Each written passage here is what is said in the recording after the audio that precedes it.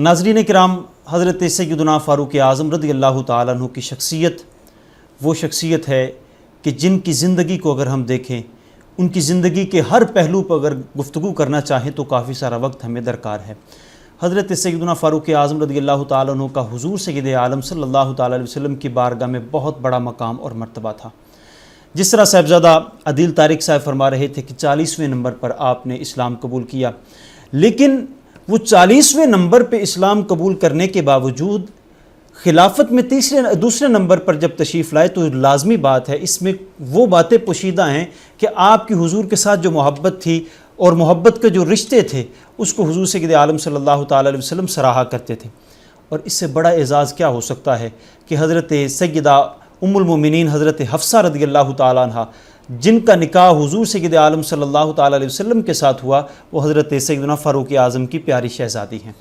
حضرت حفصہ کا نکاح حضور سید عالم صلی اللہ تعالیٰ علیہ وسلم کا ہونا اس بات کی گواہی دیتا ہے کہ حضور کی بارگاہ میں فاروق اعظم رضی اللہ تعالیٰ عنہ کتنے مقبول اور معروف تھے۔ حضور سید عالم صلی اللہ تعالیٰ علیہ وسلم جا بجا آپ کی تعریف فرمایا کرتے تھے اور بے پناہ مقامات پر آپ کو عز و شان کے ساتھ نوازا کرتے تھے۔ آپ بھی حضور کے ساتھ پھر بڑی محبت کرتے، بڑی غیرت کا تعلق تھا، اتنا گہرا تعلق تھا کہ حضور کے بارے میں کوئی نرم لفظ بول دیتا، کوئی کمزور جملہ بول دیتا، آپ طیش میں آ جاتے، جلال میں آ جایا کرتے تھے اور اسی وقت تیار ہو جاتے، حضور سے اجازت طلب کیا کرتے، یا رسول اللہ اگر اجازت دے تو میں اس کا سر تن سے جدا کر دوں۔ ایک مرتبہ ایک منافق اور ایک یہودی کا آپس میں کسی معاملے میں جھگڑا ہو گیا۔ ان لوگوں نے کہا، آپس میں طے کیا کہ حضور کی بارگاہ میں حاضر ہوتے ہیں کہ وہ ہمارا فیصلہ کریں۔ وہ منافق جو بظاہر کلمہ گو مسلمان بنا ہوا تھا، اس نے بھی حامی بھر لی اور کہا کہ میں حضور کی بارگاہ میں آپ کو لے کر چلتا ہوں۔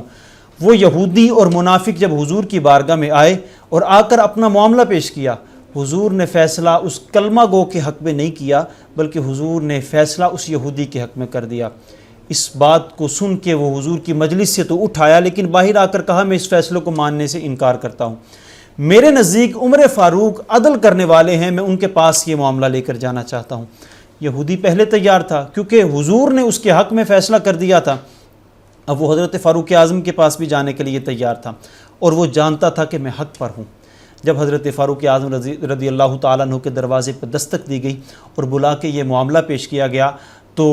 یہودی نے فیصلہ سننے سے پہلے یہ بتا دیا کہ آپ کے نبی نے میرے حق میں فیصلہ کر دیا ہے۔ منافق نے بھی اس بات کی تصدیق کر دی تو حضرت فاروق اعظم رضی اللہ تعالیٰ عنہ آپ گھر میں تشریف لے گئے اور جب واپس تشریف لائے تو ہاتھ میں تلوار تھی، تلوار نیام سے نکال کر اس منافق کا سر تن سے جدا کر کے فرمایا، جو میرے نبی کا فیصلہ نہیں مانتا عمر اس کا فیصلہ اس طرح کیا کرتا ہے۔ تو جب ایسا ہوا تو لوگوں نے کہنا شروع کر دیا کہ فاروق اعظم نے تو کلمہ گو کی جان لے لی اور ان کو قتل کر دیا، لیکن اللہ رب العالمین کو یہ گوارا نہ ہوا۔ اللہ نے قرآن پاک کی آیہ مبارکہ نازل فرما دی، فَلَا وَرَبِّكَ لَا يُؤْمِنُونَ حَتَّى يُحَكِّمُوكَ فِي مَا شَجَرَ بَيْنَهُمْ، کہ اے میرے محبوب تمہارے رب کی قسم ہے کہ یہ لوگ تب تک ایمان والے ہو ہی نہیں سکتے جب تک کہ آپ کو اپنے فیصلوں میں حاکم نہیں بنا لیتے۔ تو اس سے پتہ چل گیا کہ وہ کلمہ گو کی جان نہیں لی، بلکہ وہ تو ایمان والا ہی نہیں تھا، جس کے بارے میں حضور سید عالم صلی اللہ تعالیٰ علیہ وسلم اور نے قرآن پاک کی آیت پڑھ کے سنا دی،